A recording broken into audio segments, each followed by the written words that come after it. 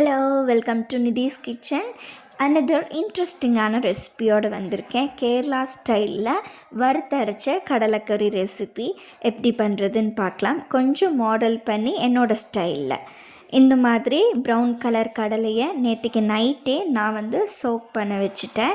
இது நல்லா ஒரு 8 ஹவர்ஸ் இந்த மாதிரி தண்ணியில் போட்டு ஊற வைக்கும்போது அந்த கடலை நல்லா சூப்பராக வெந்து கிடைக்கும். அதனால் இந்த கடலையெல்லாம் நல்லா வாஷ் பண்ணதுக்கப்புறமா ஒரு குக்கரில் போட்டு நம்ம விசில் விட்டு எடுத்துக்கலாம்.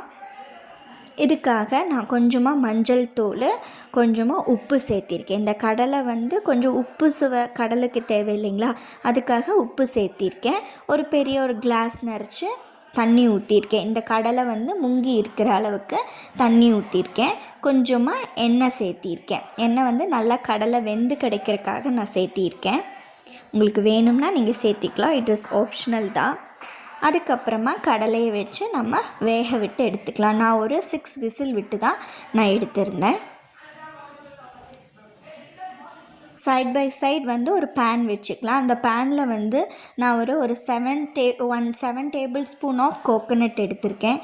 ஒரு கோகோனட்டை இப்படி நம்ம நல்லா ட்ரை ரோஸ்ட் பண்ணி எடுக்க போகிறோம். ஓகேவா? இந்த ட்ரை ரோஸ்ட் பண்ணும்போது நம்ம எப்போவுமே நம்மளோட ஸ்டவ்வை சிம்மில் தான் வச்சுருக்கணும். ஹை ஃப்ளேமில் வச்சுருந்தோம் அப்படின்னா இந்த கோகோனட் கரிஞ்சு போயிடும். அதனால் இந்த மாதிரி பொறுமையாக இந்த கோகோனட்டை நம்ம ரோஸ்ட் பண்ணி எடுத்துக்கலாம். அது கூட கொஞ்சம் ரோஸ்ட் பண்ணதுக்கப்புறமா அது கூட ஸ்மால் ஆனியன்ஸ் கொஞ்சமாக ஒரு 5 ஸ்மால் ஆனியன்ஸ், அதுக்கப்புறமா அதே மாதிரி ஒரு 3 to 4 கார்லிக்கும், ஒரு விரல் சைஸில் இஞ்சியும் சேர்த்திருக்கேன்.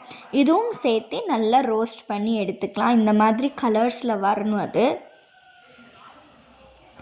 இந்த ஒரு ரெசிபி பண்ணுறதுக்கு நமக்கு கொஞ்சம் டைம் எடுக்கும். அதே மாதிரி ரொம்ப பொறுமையாகவும் இருக்கணும். இல்லைன்னா இந்த ரெசிபி நல்லா டேஸ்ட்டாகவே வராது.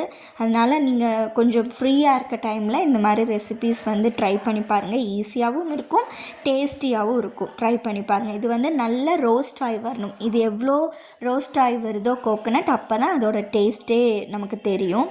அதே மாதிரி நான் சில்லி பவுடர் ஆட் பண்ணியிருக்கேன். உங்களோட ஸ்பைஸ் லெவல் அனுசரித்து நீங்கள் சில்லி பவுடர் ஆட் பண்ணிக்கலாம். நான் கொஞ்சம் காஷ்மீரி சில்லி பவுடரும் ஆட் பண்ணியிருக்கேன் இதில். ஆஃப்டர் தட் கொரியாண்டர் பவுடர் ஒரு 1.5 table spoon of coriander powder add பண்ணாலே போதும். இந்த ஒரு கறிக்கு நம்ம மிளகாப்பொடி கூடுதலாகவும் மல்லிப்பொடி கம்மியாகவும் தான் இதில் ஆட் பண்ணியிருப்போம். இதை நல்லா ட்ரை ரோஸ்ட் பண்ணி அந்த ரா ஸ்மெல்லாம் போனதுக்கப்புறமா இப்படி மிக்ஸி ஜாரில் போட்டு அரைச்சி எடுத்து வச்சுக்கோங்க. நெக்ஸ்ட் ஒரு பேன் வச்சுட்டு கோகோனட் ஆயில் நான் ஆட் பண்ணியிருக்கேன். ஒரு 2 table spoon of coconut oil. அதுக்கப்புறமா கடுகு போட்டு பொட்டிச்சு எடுத்துக்கோங்க. தென் கருவேப்பிலை போட்டிருக்கேன். ஆஃப்டர் தட் நான் இன்றைக்கி 2 பெரிய சைஸ் வெங்காயம் எடுத்திருக்கேன்.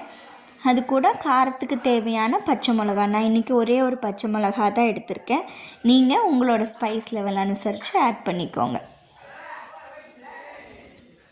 இந்த மாதிரி பிங்க் கலரில் நம்மளுடைய ஆனியன்ஸ் எல்லாமே நமக்கு வறுபட்டு கிடக்கணும்.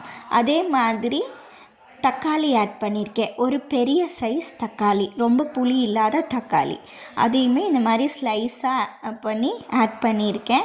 நெக்ஸ்ட் நம்ம அரைச்சி வச்சுருப்போம் இல்லைங்களா, அந்த பேஸ்ட்டு நம்ம இதில் ஆட் பண்ணிக்கலாம். அதில் நல்லா ஒரு தண்ணி விட்டு நம்ம அந்த மிக்சியில் இருக்க அந்த பேஸ்டெல்லாம் கூட நம்ம அதை வாஷ் பண்ணி இதில் ஆட் பண்ணிக்கலாம். இதெல்லாமே நல்லா இலக்கி விட்டுக்கோங்க. இது நல்லா கொதி வரணும். இனி இது கொதி வந்ததுக்கு அப்புறமா தான் நம்ம கடலை ஆட் பண்ண முடியும். நம்ம வேக வச்ச கடலை நல்லா வெந்து கிடச்சிருக்கு. இனி நம்ம இந்த மாதிரி கொதி வரணும். இந்த மாதிரி கொதி வந்ததுக்கப்புறமா தான் நம்ம கடலையை ஆட் பண்ணணும். அதுக்கு முன்னாடியே ஆட் பண்ணினா அந்த ஒரு டேஸ்ட்டில் டிஃபர் கிடைக்கும். அதனால் இப்படி நல்லா திளைச்சி இப்படி நுர தள்ளி வரணும். அப்புறமா நம்ம கடலை வேக வச்சதை அந்த தண்ணியோடையே நம்ம இதில் ஆட் பண்ணிக்கலாம். நல்லா நம்ம ட்ரிங்கிங் வாட்டர் யூஸ் பண்ணி தான் கடலையை வேக வச்சுருப்போம். அதனால் அந்த தண்ணியோடையே நம்ம இதுக்குள்ளே ஆட் பண்ணிக்கணும். ஏன்னா அந்த கடலையோட தண்ணிக்கு அவ்வளோ சக்தி இருக்குது. தென் எனக்கு கொஞ்சம் உப்பு பத்தல, அதனால் நான் கொஞ்சமாக உப்பு சேர்த்திருக்கேன்.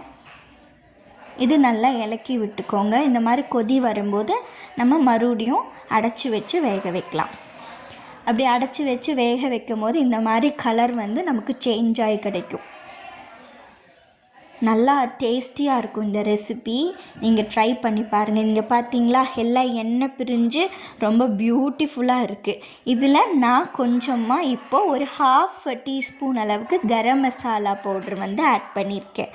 நம்ம வீட்லேயே தயாரித்த கரம் மசாலா பவுடர். அது கொஞ்சம் இப்படி ஆட் பண்ணும்போது இந்த கறி வந்து ரொம்ப டேஸ்டியாக இருக்கும். ட்ரை பண்ணி பாருங்கள். இப்போ கொஞ்சமாக கொரியாண்டர் லீவ்ஸு இதெல்லாமே சாப் பண்ணி எடுத்து வச்சு ஆட் பண்ணியிருக்கேன். ரொம்ப டேஸ்டியான ரெசிபி. ட்ரை பண்ணி பாருங்கள். பேஜை சப்ஸ்கிரைப் பண்ணுங்கள், லைக் பண்ணுங்கள், கமெண்ட் பண்ணுங்கள். தேங்க்யூ.